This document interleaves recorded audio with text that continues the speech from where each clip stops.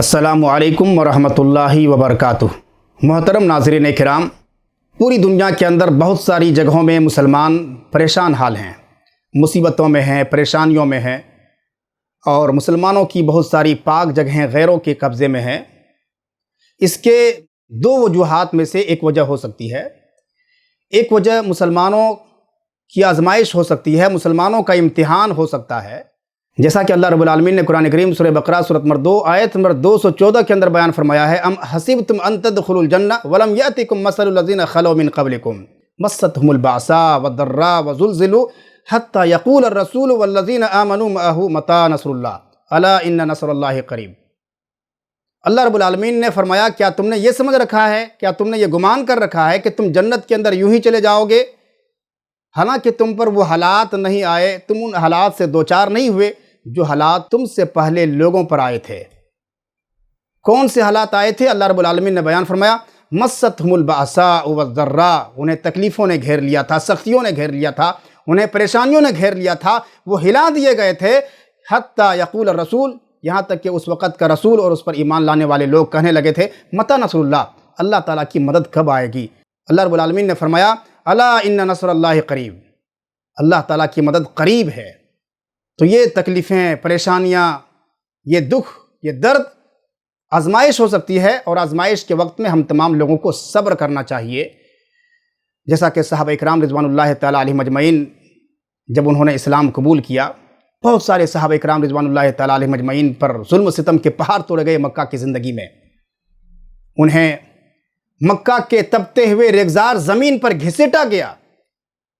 एक मरतबा अल्लाह के नबी सल्लल्लाहु अलैहि वसल्लम की खिदमत में हज़रत अब्दुर्रहमान बिन औफ़ रज़ी अल्लाह तआला अन्हु और दीगर सहाबा इकराम रिज़वानुल्लाहि तआला अलैहिम अजमईन पहुँचे और कहा कि या रसूलुल्लाह सल्लल्लाहु अलैहि वसल्लम, जब हम मुशरिक थे, शिर्क की हालत में हमारी ज़िंदगी गुजर रही थी, उस वक़्त आराम की ज़िंदगी गुजर रही थी, लेकिन जब हमने इस्लाम कबूल किया, लोगों ने हम पर जुल्म सितम के पहाड़ तोड़ने शुरू कर दिए हैं। तो अल्लाह के नबी सल्लल्लाहु अलैहि वसल्लम ने उन्हें सब्र की तलक़ीन की।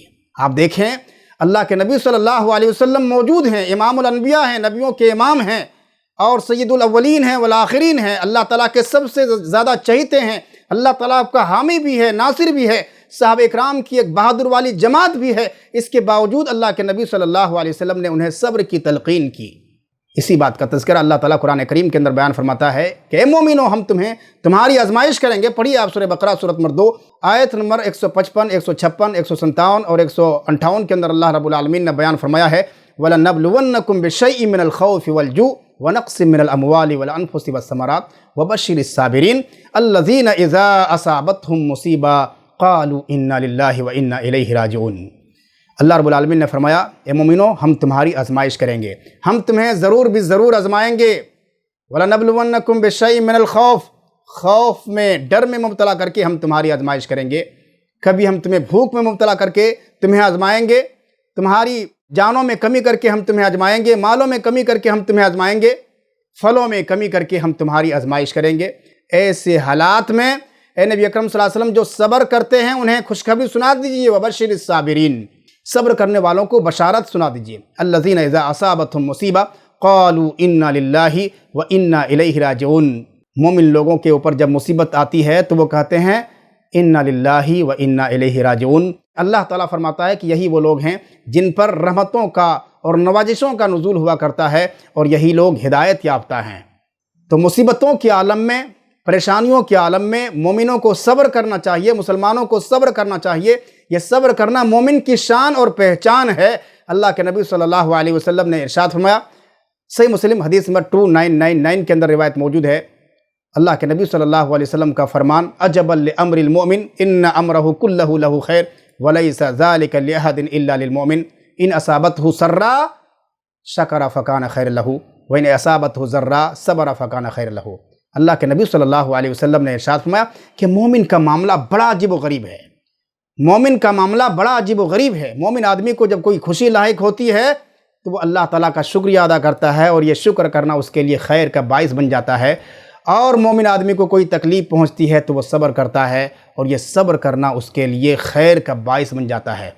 तो मोमिन आदमी के लिए हर हाल में खैर ही खैर है। ये अल्लाह के नबी सल्लल्लाहु अलैहि वसल्लम ने मोमिन की शान को बतलाया है, मोमिन की पहचान को बतलाया है। تو ہم تمام کو یہ ثابت کرنا پڑے گا کہ ہم پکے مومن ہیں۔ ہم تمام کو یہ ثابت کرنا ہوگا کہ مصیبتوں کے عالم میں، پریشانیوں کے عالم میں ایک اللہ کے علاوہ کسی اور سے فریاد نہیں کرتے۔ ہم تمام کو یہ ثابت کرنا پڑے گا ایک اللہ رب العالمین کے علاوہ مصیبتوں کے عالم میں کسی اور کو پکارتے نہیں ہیں۔ ہم کو یہ ثابت کرنا پڑے گا کہ ہم 5 وقتہ نمازوں کا اہتمام کرتے ہیں۔ ہم کو یہ ثابت کرنا پڑے گا کہ ہمارے گھروں میں تلاوت قرآن کریم ہوتی ہے۔ ہم کو یہ ثابت کرنا ہوگا کہ ہم پکے مومن ہیں۔ صبر کر کے ہم تمام کو ثابت کرنا ہوگا۔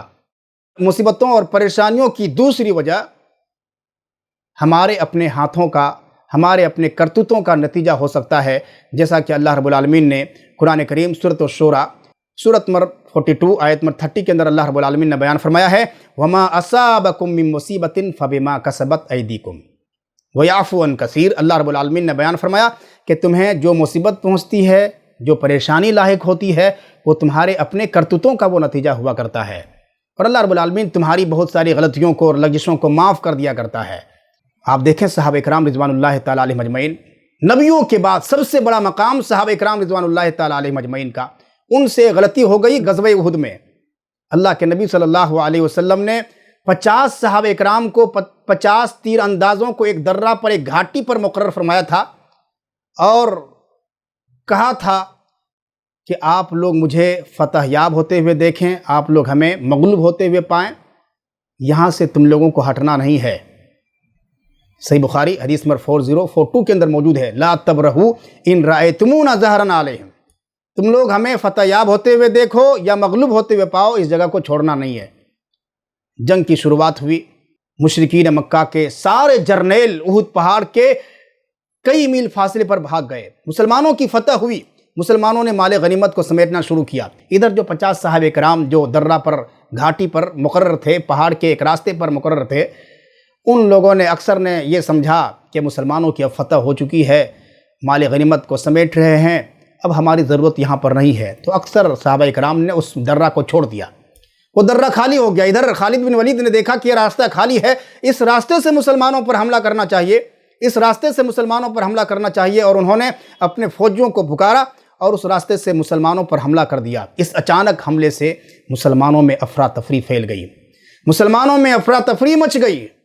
اللہ کے نبی صلی اللہ علیہ وسلم کے دندان مبارک شہید کر دیے گئے۔ اس وقت شیطان نے اعلان کیا کہ اے مسلمانوں، تمہارے نبی شہید کر دیے جا چکے ہیں۔ یہ اعلان سننا تھا کہ بہت سارے مسلمان یہ کہتے ہوئے اپنے گھر نکل گئے کہ اب ہماری ضرورت نہیں ہے، اب جنگ کرنے کی ضرورت نہیں ہے، اور بہت سارے مسلمانوں نے یہ سوچا کہ اللہ کے نبی صلی اللہ علیہ وسلم جب حیات نہیں ہے تو پھر زندہ رہ کر کے کیا کریں گے، اور پھر لڑتے لڑتے شہید ہو گئے۔ اس وقت اللہ رب العالمین نے قرآن کریم سورہ آل عمران سورۃ نمبر 3 آیت نمبر 144 کی یہ آیت کریمہ نازل فرمائی کہ وما محمد الا رسول قد خلت من قبلہ الرسل افإن مات او قتل انقلبتم على اعقابکم ومن ينقلب على عقبیہ فلن یضر اللہ شیئا وسیجزی اللہ الشاکرین، کہ محمد صلی اللہ علیہ وسلم اللہ کے رسول ہیں، اس سے پہلے بہت سارے رسول گزر چکے ہیں، تو کیا آپ کی موت واقع ہو جائے یا آپ شہید کر دیے جائیں تو اے مسلمانوں، کیا تم اپنی ایڑیوں کے بل پڑ جاؤ گے؟ جو ایسا کرے گا اللہ رب العالمین کو کچھ بھی نقصان نہیں پہنچا سکتا ہے۔ تو مسلمانوں سے تھوڑی سی غلطی ہوئی، تھوڑا سا مسٹیک ہوا، جس کی وجہ سے 70 مسلمانوں کی جانیں گئیں۔ حضرت حمزہ رضی اللہ تعالیٰ عنہ، جس کو سید الشہداء کہا جاتا ہے، اللہ کے نبی صلی اللہ علیہ وسلم کے چچا ہیں، ان کا مصلح کیا گیا تھا۔ مسلمانوں کی تھوڑی غلطی کی وجہ سے آج ہم کتنی غلطیاں دن بھر میں کرتے ہیں، رب العالمین کے احکامات کی خلاف ورزی کرتے ہیں، اسی طرح سے نبی اکرم صلی اللہ علیہ وسلم کے احکامات کی بغاوت کرتے ہیں۔ اس کے باوجود ہم امید رکھتے ہیں کہ اللہ رب العالمین کی رحمتوں کا نزول ہوگا، اللہ رب العالمین کی برکتوں کا نزول ہوگا، اسی طرح سے نوازشوں کا نزول ہوگا۔ یہ ہماری اور آپ کی بھول ہے۔ ہم تمام کو چاہیے کہ رب العالمین کے احکامات پر عمل کریں، نبی اکرم جناب محمد رسول اللہ صلی اللہ علیہ وسلم کے فرامین پر عمل کریں، تب جا کر کے اللہ رب العالمین کی رحمتوں کا نزول ہوگا، معاشرے کے اندر امن و امان پھیلے گا۔ اللہ تعالی ہم تمام مسلمانوں کو قرآن اور حدیث پر عمل کرنے کی توفیق عطا فرمائے، اور مصیبتوں کے عالم میں صبر کی توفیق دے، آمین۔ وصلی اللہ علی نبینا محمد و آلہ وصحبہ اجمعین۔